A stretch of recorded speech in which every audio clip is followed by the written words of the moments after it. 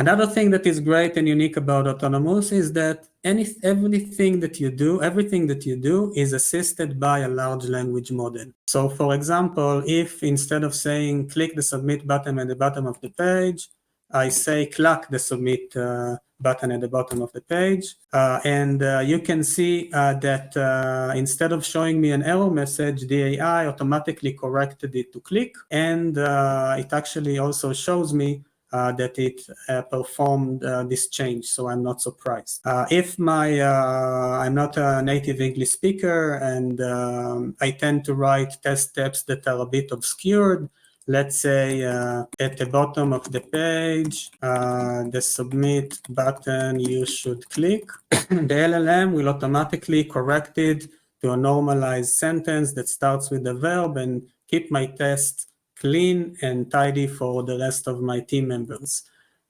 Even if I write down the step in a foreign language, I try to do a quick translation here, click the submit button to Hawaiian, let's copy that and paste. Even if we write it in a foreign language, the LLM will actually translate it back to English, so it's clear for everyone else.